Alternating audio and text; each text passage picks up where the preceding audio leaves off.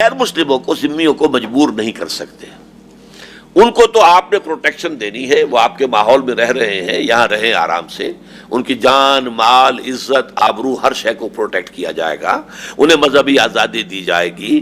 ان کی عبادت گاہوں کی حفاظت جو ہے مساجد سے بھی زیادہ کی جائے گی. ان کے پرسنل لاء میں انہیں پوری اجازت ہوگی. اپنی نسل کو اپنی تعلیم, اپنے مذہب کی تعلیم دینا ان کا حق ہوگا. یہ سب کچھ ہوگا. ہمارا چینل سبسکرائب کرنا اور نوٹیفیکیشن بیل آن کرنا مت. تو اسلام نے اس کے اندر جو ایک تعلیم رکھی ہے کہ جو بیلنس کرنے والی ہے, اس کی وجہ آپ دیکھتے ہیں کہ بہت سے مواقع پر ایسا ہوا ہے خلافت راشدہ میں کہ لوگ زکوٰۃ لے کر نکلتے تھے کہ وہ لے لے اور لینے والا کوئی نہیں تھا.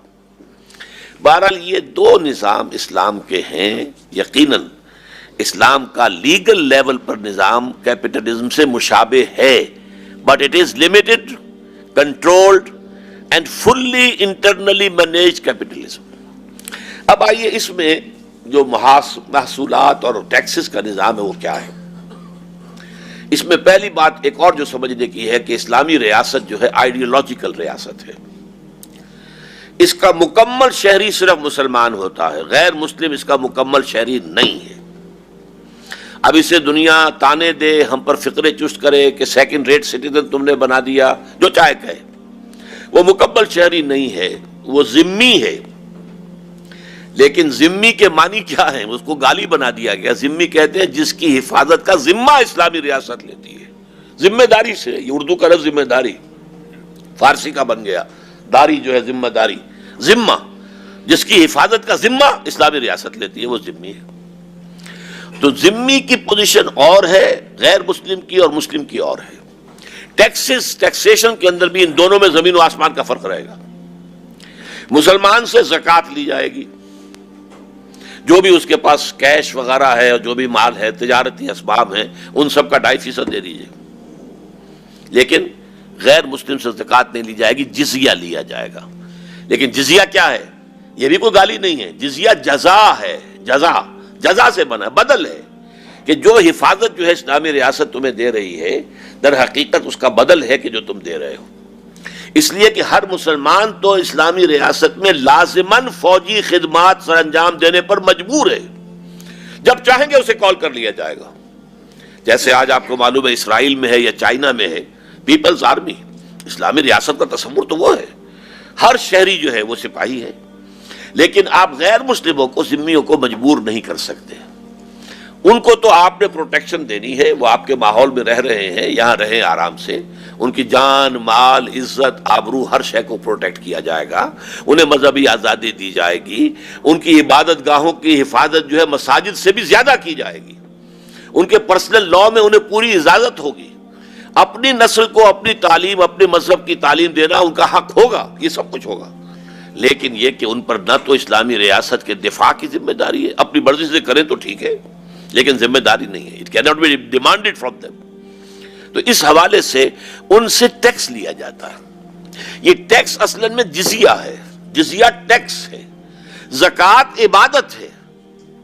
بڑا فرق واقع ہو جائے گا. زکوٰۃ عبادت ہے, جزیہ ٹیکس ہے. اسی طریقے سے زمین سے یہ زکوٰۃ جو ہے یہ تو ہوئی جو بھی آپ کے پاس کیش ہے اور آپ کے پاس اموال تجارت ہیں.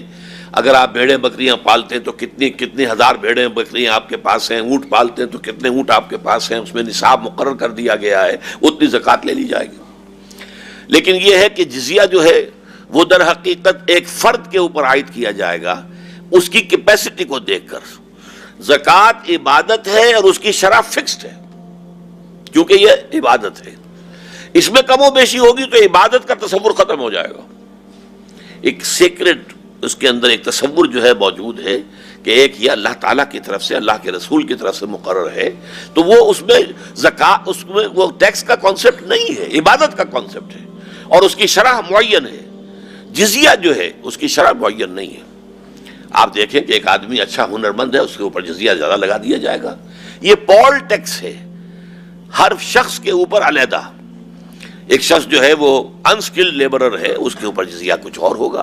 اسکلڈ ورکر ہے, اس کے اوپر جزیہ کچھ اور ہوگا. کوئی کاروبار دکاندار ہے اس کے اوپر جزیہ کچھ اور ہوگا. تو یہ جزیہ جو ہے اس کی کوئی شرح معین نہیں ہے، بلکہ یہ شرح اونچی نیچی کی جا سکتی ہے. And it can vary from individual to individual, ایک شخص کے لیے اور ہے دوسرے کے لیے اور ہے. اچھا، اب زمین کا مسئلہ آتا ہے. زمین اگر مسلمان کی ہے یا عشری ہے، یہ میں بعد میں بیان کروں گا کہ اس اصطلاح کا مطلب کیا ہے. تو اس میں سے 10واں حصہ یا 20واں حصہ پروڈیوس کا. میں یہ نہیں ہوگا کہ صاحب میری اتنی انویسٹمنٹ تھی، میں نے اتنا کھاد پہ لگایا، اتنا بیج پر لگایا، اتنا یہ کیا، اتنا وہ کیا، مجھے اب اتنی جو ٹوٹل ملا ہے تو اس میں سے گویا کہ میری انکم تو میرے اخراجات انویسٹمنٹ کو نکال دیجئے تو اتنی ہوئی. یہ انکم ٹیکس نہیں ہے، یہ ٹیکس آن ٹوٹل پروڈیوس جتنا ہوا ہے 10واں حصہ نکال دیجئے. اگر وہ بارانی زمین ہے، بارانی زمین سے مراد کیا ہے کہ اس کی صرف بارش کے ذریعے سے ہی جو ہے وہ سیراب کیا، اللہ نے اس کو خود کیا ہے، اس نے کوئی اور آرٹیفیشل میتھڈ اختیار نہیں کیا ہے، لہذا اسے اس کے اوپر خرچ بھی نہیں کرنا پڑا. لیکن اگر ہے وہ فرض کیجئے کہ ٹیوب ویل لگایا ہوا ہے، اس میں اس نے جو ہے وہ بجلی خرچ کی ہے یا ڈیزل آئل خرچ کیا ہے، تو وہاں 20واں حصہ رہ جائے گا. اگر نہر سے ہے تو آبیانہ دیا ہے، لہذا عشر جو ہے وہ نصف عشر رہ جائے گا، 5%. اگر وہ بارانی زمین ہے، اللہ تعالیٰ نے ہی سیراب کیا براہ راست اپنی بارش بھیج کر، تو اس کا 10واں حصہ ہوگا، 1/10. یہ ہے عشری زمین سے کہ جو ملکیت ہی ہوتی ہے. اب یہ سمجھ لیجئے کہ جو خراجی زمین ہے، غیر مسلم کی زمین خراجی ہے. اور ایک اور معاملہ کہ جتنی زمینیں بھی، جتنے ممالک بھی مسلمانوں نے بزور شمشیر فتح کیے تھے، ان کی سب کی اراضی خراجی ہیں، وہ کسی کی ملکیت نہیں ہے. یہ بہت اہم مسئلہ ہے، اسے سمجھ لیجئے اچھی طریقے سے، تھوڑا سا دماغ پر زور ڈالنا ہوگا. دیکھیے، جب حضرت عمر رضی اللہ تعالیٰ عنہ کے زمانے میں، عہد خلافت میں، شام فتح ہو گیا، عراق فتح ہو گیا، ایران فتح ہو گیا، مصر فتح ہو گیا. اس کو کہتے ہیں the Fertile Crescent of the Middle East. Fertile Crescent, بے شمار جو وہاں کی پیداوار. چند ہزار تھے مسلمان فوجی صحابی کہ جن کے ذریعے سے اللہ نے یہ بڑے بڑے ملک فتح کرا دی. اب انہوں نے مطالبہ کیا کہ یہ ساری زمینیں جو ہیں، یہ سارے علاقے جو ہیں، یہ سارے شہر جو ہیں، یہ مال غنیمت ہے. مال غنیمت کے مطابق کیا ہے، 1/5 تو اسٹیٹ کو جائے گا، بیت المال کو. 4/5 جو ہے وہ تقسیم ہو جائے گا جو مجاہدین ہیں ان میں. تو ہمیں دیجئے زمینیں. حضرت عمر کے ذہن میں ایک بات آئی کہ اگر یہ سب کچھ ابھی تقسیم کر دیا گیا تو بعد میں آنے والے مسلمانوں کے لیے کیا بچے گا. نمبر 2 یہ کہ یہ اتنی بڑی اب ہماری مملکت بن گئی ہے، ہمیں سرحدوں پر چوکیاں بنانی ہوں گی، مستقل فوجی رکھنے ہوں گے. ابھی تک تو معاملہ آپ کو معلوم ہے یہ کہ صرف والنٹیئرز ہوتے تھے، ہر مسلمان فوجی تھا. مطالبہ آیا 10,000 آدمی چاہیے، 10,000 نکل گئے، چلے گئے، باقی آرام سے گھروں میں سوئیں. لیکن آخر یہ اتنی بڑی مملکت کی حفاظت جو ہے، ڈیفنس کے لیے گویا کہ اب وہ ایک ریاست کا تصور، اس کے تقاضے جو ہیں وہ سامنے آ رہے ہیں. ان فوجیوں کی تنخواہیں کہاں سے آئیں گی؟ تو حضرت عمر رضی اللہ تعالیٰ عنہ نے کہا کہ یہ در حقیقت مال فے ہے، مال غنیمت نہیں ہے. مال غنیمت صرف وہ ہوگا جو عین میدان جنگ میں محاذ جنگ پر حاصل ہوا ہو. تلواریں ہیں، زرہیں ہیں، ڈھالیں ہیں، یا بھیڑیں بکریاں، جو بھی سامان رسد گوشت کے لیے انہوں نے ساتھ رکھا ہوا تھا، یا اونٹ تھے یا گھوڑے تھے، یا جو قیدی وہاں پر قید کر لیے جائیں گے میدان جنگ میں وہ غلام ہو جائیں گے. اور جو بھی وہاں پر اگر کوئی عورت ہے تو وہ کنیز ہو جائے گی. یہ نہیں ہے کہ سارا ایران اب قیدی ہو گیا اور ساری ایران کی عورتیں جو ہیں کنیزیں بن گئی، اور سارا عراق جو ہے وہ بھی قیدی ہو گیا اور سب کے سب لوگ جو ہیں غلام ہو جائیں گے، تقسیم کر دیے جائیں، ایک ایک آدمی کے حصے میں 1000 غلام آ جائے گا. یہ نہیں ہے، بلکہ صرف جو ہے وہ غلام یا ہو، کنیز ہو، مال غنیمت ہو، وہ آن دی اسپاٹ، جو میدان جنگ میں جو کچھ حاصل ہوا ہوگا وہ مال غنیمت ہے، باقی سب مال فے ہے. مال فے کا حکم جو ہے قرآن مجید میں 28ویں پارے کے اندر آتا ہے، سورہ حشر میں. وہ کل کا کل بیت المال کا ہوتا ہے، اس میں کسی اور کا، کسی مسلمان کا، کسی فوجی کا، مجاہد کا کوئی حصہ نہیں. اس سے اب عالم اسلام میں اراضی کی دو مستقل قسمیں ہو گئی ہیں، اس کو نوٹ کر دیجئے، یہ ہمارے اکثر لوگ واقف نہیں ان چیزوں سے بالکل۔ عشری ملکیتی ہوتی ہے، خراجی کسی کی ملکیتی نہیں ہے، وہ اسلامی ریاست کی ملکیت ہے۔ عشری وہ زمین ہے جس جگہ کے لوگ بغیر لڑے بھڑے ایمان لے آئے۔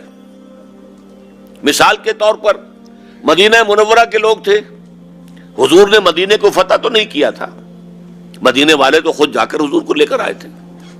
وہاں کی زمینیں عشری نہیں، ملکیت ہی نہیں۔ عشری کا مطلب کیا ہے؟ وہ 10% یا 5% وہ دیں گے اور باقی ان کا اپنا رکھیں اپنے پاس۔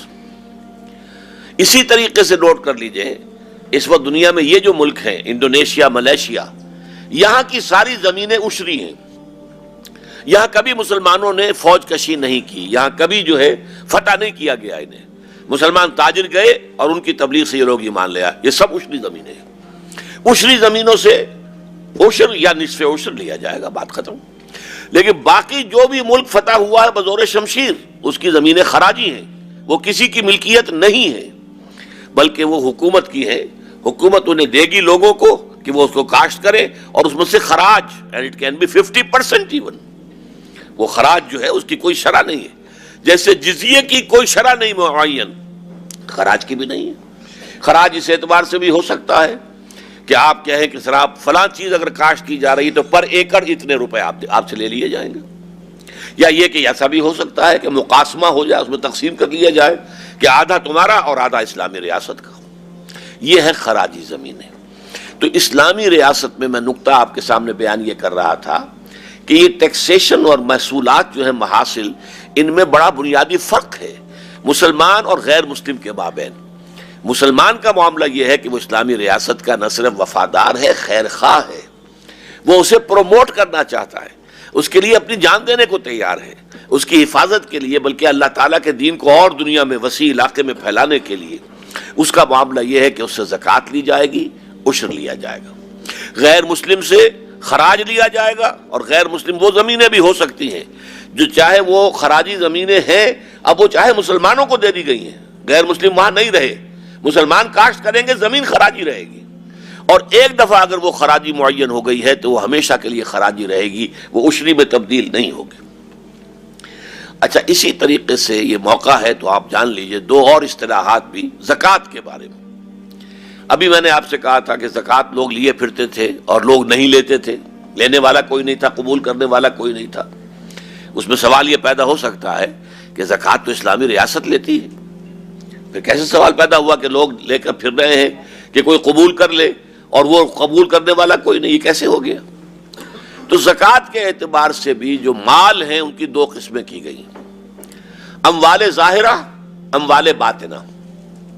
اموال ظاہرہ کیا ہے؟ یہ دکان ہے، اس میں 5 لاکھ کا مال پڑا ہوا ہے، ظاہر ہے، یہ کوئی تکیوں میں چھپا کر تو نہیں رکھا گیا ہے، کوئی ٹرنکوں کے اندر تو نہیں سنبھال کے رکھا گیا ہے، یہ گوڈاؤن ہے، اس میں اتنا مال پڑا ہے، یہ کارخانہ ہے، اتنا انفنشڈ خام مال موجود ہے، اتنا فنش پروڈکٹ موجود ہے، اتنی روئی ہے، اتنا دھاگا ہے، یا اتنا دھاگا ہے، اتنا کپڑا ہے، جو بھی کوئی شے ہے وہ گویا کہ یہ اموال ظاہرہ میں سے ہے۔